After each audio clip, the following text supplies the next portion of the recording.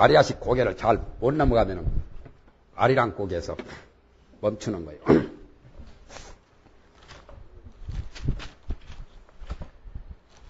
여기에 대한 해석은 유식론 같은데 다른 경전에도 많이 나옵니다. 섭대성론에도 나오고 이 학설이 굉장히 복잡한 학설이에요. 유식 철학에서 자식이 이종이 하니 이 식은 아리아식이요. 제8식이 아리아식이라고 했죠. 이 식이 두 가지 의미가 있으니 두 가지 의미가 있어서 진여같이 능히 일체법을 다 포섭하기도 하고 일체법을 내기도 한다. 포섭하는 것은 그대로 다 깨잡아 간직하는 거고 또 내는 것은 발생하는 그런 역할을 하죠. 섭생, 포섭과 발생을 모든 법에 대해서 포섭하기도 하고 섭리라고 하는 섭자죠. 또 발생시키기도 한다 말이에요. 아리아식이 큰 역할을 하는 거죠. 두 가지 역할을 다 하니까.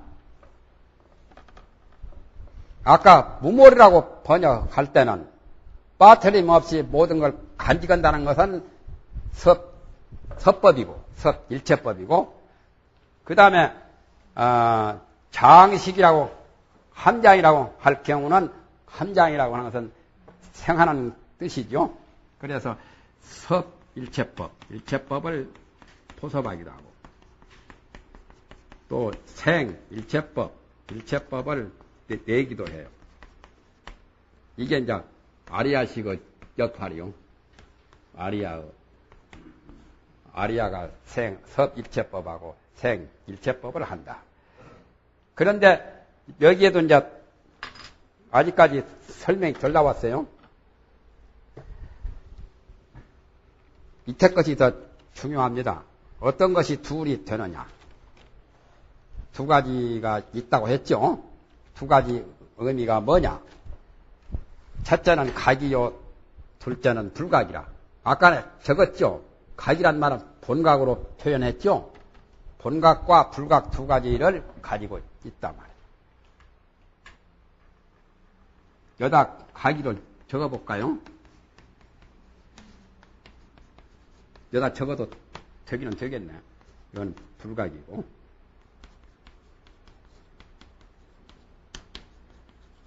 불각의 의미. 원칙은 이렇게도 통하고 이렇게도 통해야 원칙이지.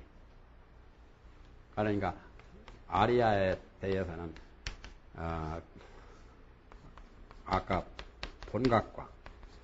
본각을 각이라고 했죠. 각의 의미. 각이란 말은 그 자리가 본래 순수하고 본래 깨달음의 각성 그대로를 본각이라고 하고 이건 순수한 자리, 청정하고 순수한 쪽을 각이라고 했고 불각이라고 하는 것은 청정하지 못한 것, 순수하지 못하는 것을 말합니다. 이건 바로 문명이라고도 해요. 문명 번외. 중생은 여기에 따르기 때문에 중생이 된 거예요. 범부 중생.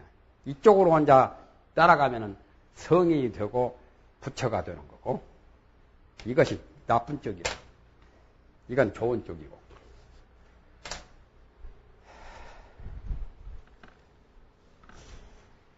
그 다음에 이제 각에 대한 또 설명을 합니다. 기신론은 굉장히 자세하게 낱낱이 설명을 해요.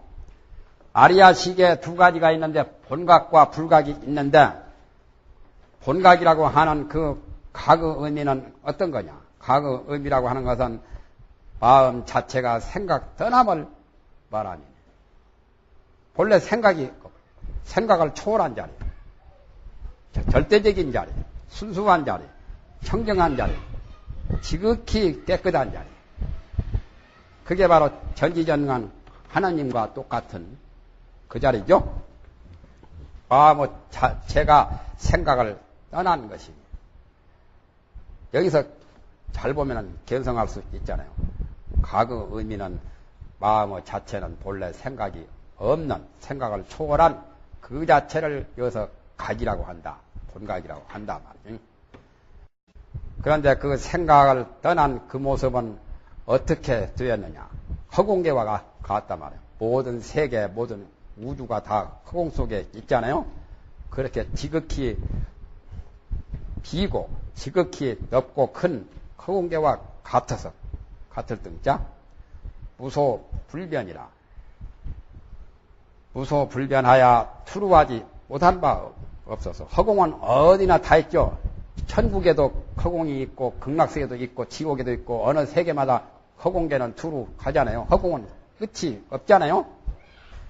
허공계처럼 각이라는 본각 도리가 본각 그 자체가 어디든지 다 모든 중생, 모든 부처, 모든 성인, 모든 일체 중생들한테 다 두루 있는 거예요. 그래서 법계 일상이라 법계가 하나의 모양뿐이다. 일상이라 법계 일상이라로 고치세요. 즉시 열의 평등 법신이니 곧 열의 평등 법신이다. 그걸 본각을 가리켜서 열의 법신이라 하기도 하고 또한 법계 일상이라도 표현한다 말이에요. 허공은 모습이 똑같잖아요. 세계는 차별이 있지만 세계의 모습은 천차만별이지만 허공은 한 모습인 것처럼 이 본각의 도리는 착한 사람이나 악한 사람이나 죄를 많이 짓는 사람이나 죄를 짓지 않는 사람이나 그 본각의 자체만은 똑같은 거예요. 그걸 법계 일상이라고 해요. 법계가 한 모습이라. 일체 중생이 개유불성이라고 하죠. 일체 중생이 다 불성이 있다고. 그렇기 때문에 칠계 성불 다 성불할 수 있다는 거죠. 일체 중생이 개유불성이라. 다 불성이 있어요. 누구 할 것 없이. 일체 중생이 개유불성. 다 불성이 있다. 불성이 바로 본각 아니요? 본각이라 하기도 하고 그걸 각이라 하기도 하고. 그러므로 칠계 성불이라 다 성불할 수 있다는 거지. 불성을 다 가지고 있기 때문에 성불을 간다면. 불은 번역하면 깨달음이라고 하잖아요. 깨달음이 불성이니까 이걸 본각이라도 해요. 불성을. 일체 중생이 다 불성이 다 있어. 그러므로 다 성불할 수 있다 이거예요. 그 자리를 법계 일상이요. 평등하기 때문에 법계 일상이라고 그래요. 차별이 없는 자리. 가마귀나 소나 돼지나 말이나 사람이나 다 똑같은 자리요. 그 자리는. 개미한테도 똑같고 코끼리한테도 똑같은 자리. 그걸 법계 일상이라. 천부경에 일시무시일 하나로 시작함이 없는 하나. 일종 어종일 하나로 끝마치지만은 끝마침이 없는 하나. 그게 바로 법계 일상이요. 천부경에서는 법계 일상을 이런 식으로 일시무시일 하나로 시작하지만은 시작함이 없는 하나요. 영원한 거지. 또 하나로 종말을 마친다 해도 또 종말이 없어. 묘하지요. 종말이 없는 그 하나. 그게 바로 법계 일상이라. 우주 만유가 다 여기에 뿌리를 박은 거예요. 모든 산천초목이 다 지구에다가 뿌리를 박았듯이 모든 중생이나 모든 세계 모든 것들이 다 여기 법계 일상에다 뿌리를 박은 거예요. 그 자리는 평등하니까 한 모양이라고 했어요. 그래서 그걸 법신이라고도 해요. 법신이란 말은 변치 않는 진여의 법으로 자체가 되었다는, 몸이 되었다는 그런 의미라요. 법신은. 성불하면 법신을 체득하지요. 우리는 성불 못한 중생이지만은 우리에게도 법신은 있는 거예요. 그 몸딸처럼. 그 몸딸은 보이지 않지만은 그 몸딸이 없는 건 아니거든. 그러나 나타나지는 않아지. 그 몸딸은 보름달처럼 안 보이잖아요. 그 법신은 누구한테나 다 있어요. 그걸 전번에 말했잖아요. 법신이 바로 본각이라도 해요. 본각이라 하기도 하고 또는 불성이라 하기도 하고 같은 말만 다르지. 또는 각성이라도 하지. 내 이름처럼 그걸 본심이라도 하고 본성이라 하기도 하고 똑같아요. 그걸 도라고도 표현하고 도. 그걸 진리이라고도 표현하고 그걸 또 천명이라고도 표현하고 천명, 천리, 천도 이 법신자리가 이 법신은 뭐냐면은 불변하는 변치 않는 진여라고도 하지요. 법신을 진여를 내가 안 써버렸네. 아까 진여가 법신이요.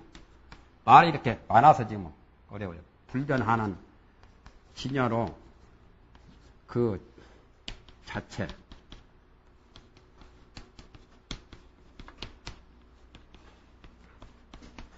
자체가 내가 몸 아니요? 자체가 되었기 때문에 법신이라 함. 그러니까 여기서 말한 법자는 진여법이죠? 불변하는 법? 일심법이라고 하는 그 일심법. 일심법 그 자체를 법신이라고 해요. 그 전에 이런 말 했죠.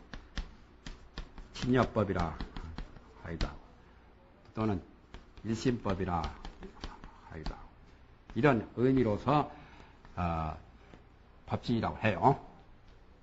진여법, 일심법으로 그 자체가 되었다 해서 몸이 되었다 해서 법신. 비석 그 몸퉁을 비신이라고 하고 탑의 몸퉁을 탑신이라 한 것처럼 법신이라 진여법, 일심법으로 된 몸이란 말이죠. 무슨 까닭이냐? 아까 것이 가지를 설명하는 내용입니다, 지금. 그러니까 이 법신에 의지하여 본각이라고 설명을 한다. 본각이라고 말하여 이름한다. 그래서 본각이라고 하죠. 아까 시각, 청각, 후각, 미각, 촉각, 지각은 말각이라면 그 속에 나무뿌리와 같이 근본이 되는 그 각의 본체를 본각이라고 해요.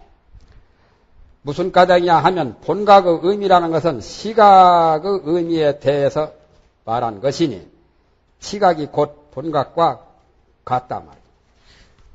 넘기야 등원해요. 이제 105페이지에 본각의 의미는 시각에 대해서 말한 것이다. 시각이란 말은 이제 부처가 처음 되면은 시각이라고 해요. 성불하기 전에는 시각 말을 못해요. 하엄경에 이런 말이 나오죠. 하엄경에 부처님이 보리수 나무 밑에서 맨 처음 6년간 도를 닦다가 성불할 때 시성정각이라. 시성정각이라는 말이 나와요. 이제 처음으로 정각을 이루었다. 정각이 바로 본각입니다, 내나. 본각을 바르게 깨달았다 해서 정각을 처음으로 이루었다 해가지고 이 시자하고 각자 따서 시각이라고 그래요. 그러면 기본은 본각이죠. 성불하기 전에 본각이란 기본은 있었죠. 그런데 본각을 못할 경우 그 본각을 제대로 챙기지 못하고 미해가지고 깨닫지 못할 경우를 뭐라고 말을 붙이느냐면 그걸 불각이라고 해요. 본각을 이해하면 본각 이해한 그것을 이제 다시 이제 밝혀가지고 깨달으면 시각이라고 하고 이렇게 세 가지 말이 나오죠. 본각은 기본이죠. 본각에서 깨달으면 시각이고 깨닫지 못하면 불각이죠. 본각에서 깨닫지 못할 때는 불각이라 하고, 본각을 이제 깨달으면 성불하면 시각이라 하죠. 이건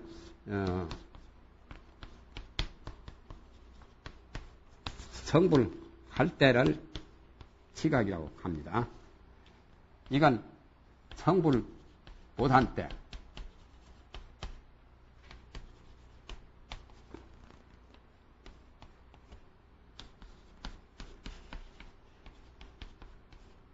성불 못한 범부적을 불각이라고 하죠. 내나 같은 거요. 그 자리가 뭐 2개, 3개 있는 게 아니라 그 자리에서 말을 이렇게 붙이고 그 본체는 하나인데,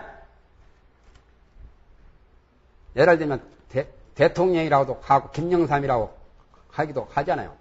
김영삼이가 내가 대통령이고 대통령이 김영삼이지 뭐 둘이 따로 있는 것은 아니잖아요. 내가 그 한 몸인데, 대통령 되었으니까 대통령이라고.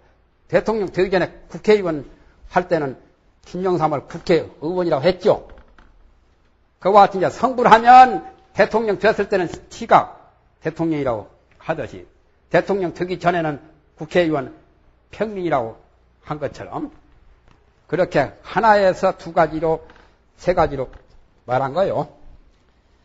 본각의 의미라고 하는 것은 시각의 의미에 대해서 말함이니, 시각이라고 하는 것이 곧 본각과 같아. 내날 성불해서 처음으로 깨달았다 해도 새로 뭐 만들어낸 것이 아니라 본래 본각 그대로 밝혔을 뿐이니까 곧 본각이나 똑같고, 시각의 의미라고 하는 것은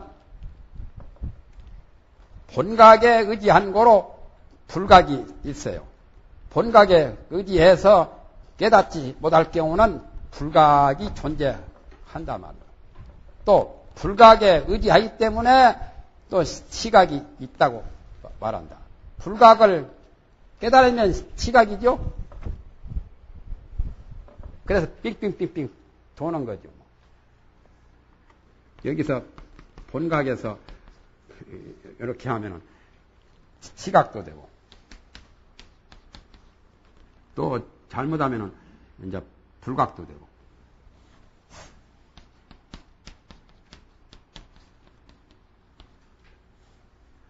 본각을 잘못 깨치면은 본각을 깨닫지 못하면 불각이고, 불각을 또 깨달으면 시각이고,